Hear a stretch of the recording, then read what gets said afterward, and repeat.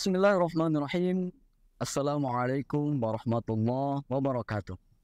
Alhamdulillahi rabbil alamin. Allahumma salli ala Sayyidina Muhammadin wa ala Sayyidina Muhammad. Bersyukur kita kepada Allah Subhanahu wa Ta'ala dengan senantiasa lisan ini mengucapkan kalimat Alhamdulillahi rabbil alamin, dan berselawat kita kepada baginda Rasulullah Muhammad sallallahu alaihi wasallam dengan senantiasa lisan ini terus mengucapkan Allahumma salli ala Sayyidina Muhammadin wa ala ali Sayyidina Muhammad. Sahabatku yang dirahmati oleh Allah Subhanahu wa Ta'ala dimanapun berada, Rasulullah sallallahu alaihi wasallam pernah bersabda, dunia ini untuk 4 orang. Yang pertama, kata Rasulullah sallallahu alaihi wasallam, seseorang yang Allah berikan kepadanya ilmu dan harta, lalu kemudian ia menginfakkan harta itu di jalan kebaikan, baik di waktu malam maupun di waktu petang. Yang kedua, orang yang kedua kata Rasulullah sallallahu alaihi wasallam adalah seseorang yang Allah berikan kepadanya ilmu tapi tidak dengan harta. Lalu orang ini berkata, sekiranya Allah Subhanahu wa Ta'ala berikan kepadaku seperti yang diberikan kepada si fulan, maka aku akan melakukan ini dan itu, yaitu melakukan kebaikan di jalan Allah Subhanahu wa Ta'ala. Allah Subhanahu wa Ta'ala mengetahui kebenaran niatnya yang ada dalam hatinya. Maka Rasulullah sallallahu alaihi wasallam mengatakan, kedua orang ini sama-sama mendapatkan pahala di sisi Allah Subhanahu wa Ta'ala.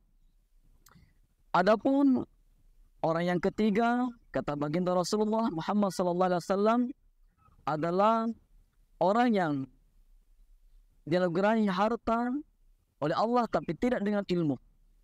Artinya Allah Subhanahu wa Ta'ala tidak berikan kepadanya ilmu hikmah, sehingga dengan harta itu dia berbuat keburukan di sisi Allah Subhanahu wa Ta'ala dan sangat bakhil, pelit di dalam melakukan kebaikan di sisi Allah Subhanahu wa Ta'ala.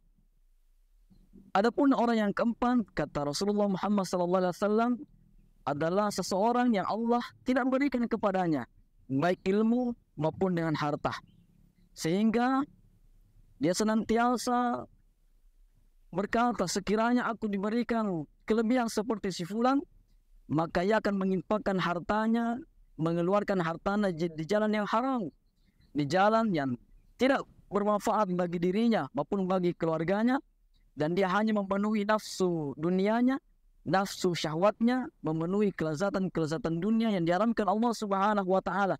Bahkan dia mengatakan, kalau seandainya dia diberikan harta yang lebih oleh Allah Subhanahu wa Ta'ala, maka dia akan hidup berfoya-foya. Karena itu Allah Subhanahu wa Ta'ala mengetahui niatnya yang ada di dalam hatinya. Maka kata Rasulullah Muhammad sallallahu alaihi wasallam, kedua orang ini sama-sama mendapatkan dosa di sisi Allah Subhanahu wa Ta'ala.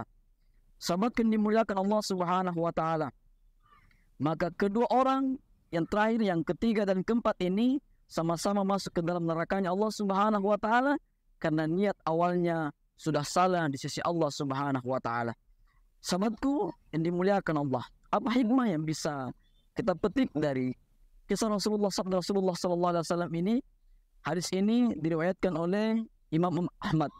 Imam At-Tirmizi mengatakan hadisnya ini hasan sahih, sedangkan Syekh Al-Albani mensahihkan hadis ini ada di dalam kitab Sunan Ibnu Majah. Lalu apa hikmah yang bisa kita petik dari sabda Rasulullah sallallahu alaihi wasallam ini? Ternyata niat itu sangat memiliki kedudukan yang penting dan juga besar di sisi Allah Subhanahu wa Ta'ala. Manusia atau seseorang melakukan amalan apakah karena Allah atau karena manusia, maka garis pemisahnya itu ada pada niatnya. Oleh karena itu, apapun amal ibadah yang kita lakukan, amal kebaikan yang kita lakukan, maka pastikan selalu ada niat yang baik, ada niat yang lurus yang menyertainya, semata-mata untuk mendapatkan rahmat, ridhonya, karunia-Nya Allah Subhanahu wa Ta'ala. Demikian inspirasi sore hari ini.